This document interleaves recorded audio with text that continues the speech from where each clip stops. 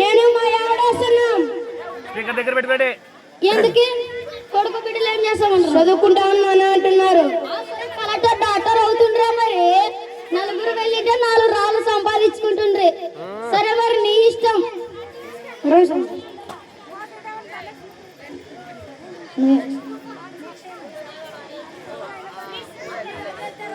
కొన్ని సంవత్సరాల తర్వాత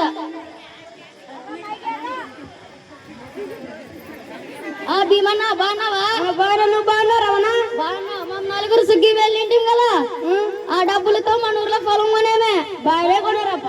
మరి మీరు సుగ్గి వెళ్ళింది కదా, ఆ డబ్బులు ఏం చేసిరి? నేను మా కష్టపడిన డబ్బులని బాబుకి పాపికే చదువుకే పెట్టినాను. అయితే 1 రూపాయలు లేవప్పా. గణేష్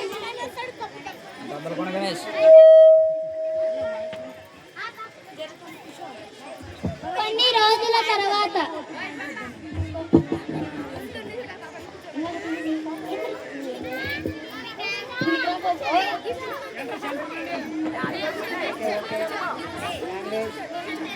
ఏమ్రా అలా పరిగెత్తుకొస్తున్నావు?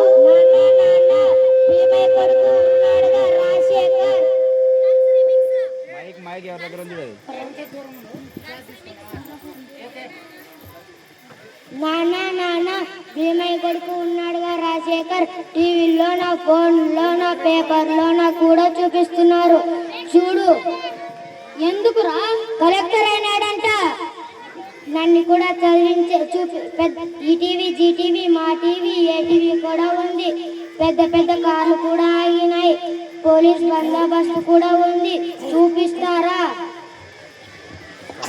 చూడు, నన్ను కూడా చదివించింటే పోలీసు డాక్టరు అయ్యేవాడిని కదా నాన్న.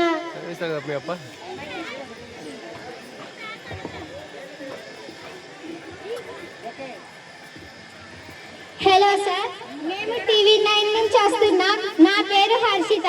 మీరు కలెక్టర్ అయినందుకు కంగ్రాచులేషన్స్ సార్. Thank you. మీరు కలెక్టర్ అయ్యారుగా, మీ జర్నీ ఎలా సాగింది సార్? మాది చిన్న పల్లెటూరు రామాపురం. వర్షాలు లేక పంటలు పండక మా ఊరు ప్రజలు అంత వలసకు వెళ్ళేవారు.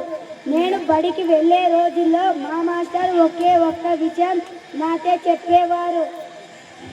ఆ విషయాన్ని మాతో షేర్ చేసుకోగలరా? షూర్. తరతరాల పేదరికం మార్చే శక్తి ఒక్క చదువుకు మాత్రమే ఉంది. ఆ రోజు నన్ను ఇంతటి వాడిని చేసింది. ఓకే సార్, మీరు ఈ జిల్లా కలెక్టర్ గా బాధ్యతలను తీసుకున్న తర్వాత ప్రజలకు ఏ మంచి పని చేద్దామనుకుంటున్నారు?